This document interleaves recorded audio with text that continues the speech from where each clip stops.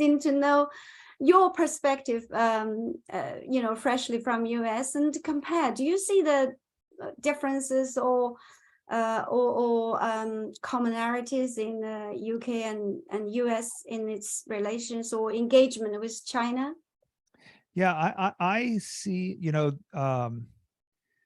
like you said, I mean, I'm, spent most of my time in the US, so I'm most familiar with sort of the US policy. And I always, because it took such a sort of sharp turn after President Trump was elected, when I came over here, one of the reasons actually I came to the Cambridge, there's many reasons. This wasn't a big one, but I'm like, okay, the work I do in China, actually, the UK might be a better perch to do that, because I assumed there would be much less contention. Well, after Boris Johnson stepped down, and there's a lot of discussion between Truss and Sunak about China. It seemed like they were trying to one up each other with who could be more negative on China.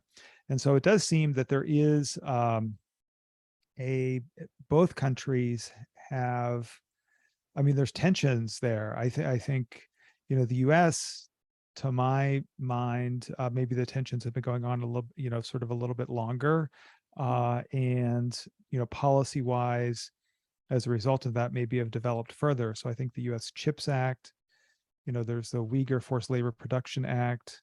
There's Biden's executive order around personnel working in the semiconductor industry. So if you're a US passport or green card holder, you're unable to work for, companies that actually are sort of on products that are banned from China. So, even like, so the ASML, the cutting edge,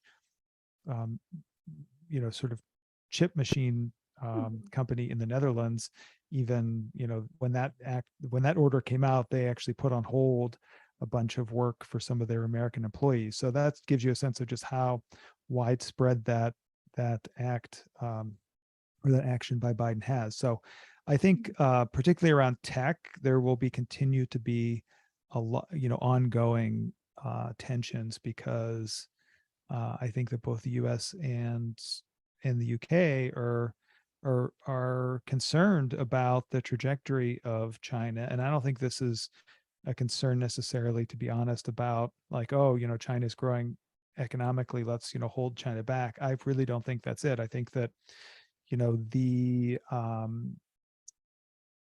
the leadership of President Xi, I think, is a concern. And I think that's where the concern is coming from, not so China's growth. So we I mean, we are going through very interesting times.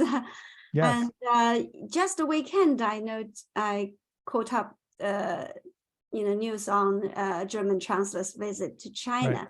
And then I saw also some media, particularly actually in Hong Kong and Taiwan, they see this as a quite important visit. And, Yes.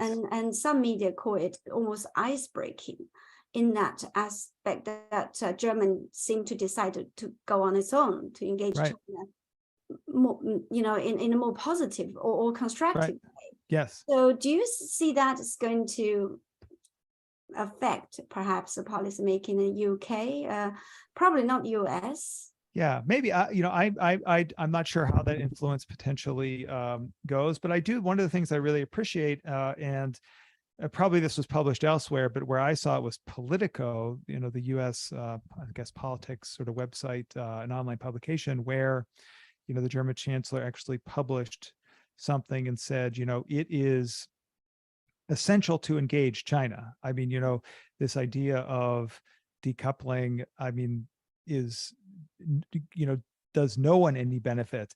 And I actually, I do actually really support that, because I do think that for the sake of the world, the sake of, I mean, there's all kinds of, reasons to continue to collaborate in climate change. I think, the US and China, really, it's super important to be able to work together. I think, though, that, so as I think about things, where I I do hope and encourage a lot of engagement, but also in a way that I think is a level playing field and fair. So I think that, issues around sort of reciprocity of, sort of regulations and entering markets. I think, if China is restricting, Facebook and Google and Twitter, I think if the US is asking about restricting TikTok, I think that's a reasonable thing. I think that, China has a lot of restrictions on who and what can enter its market. And then there's these big blowups and they say, oh, America, you're so horrible for having this restriction. Well, they actually are China is much more restrictive of the US products entering. So I think that, reciprocity is a very important sort of bedrock principle. And I think, making sure reciprocity exists and then engaging after that. I think you're absolutely right on that. Because people have always expected the US to be open or UK to be open, and they already know that China is never totally open. And therefore, it's almost like come a surprise when UK and the US is becoming less open. So it's like backwards rather than forward. So I guess the pressure is on also for China to further open, which is what the government is saying. But in practice, we got to see actually this it's actually happening.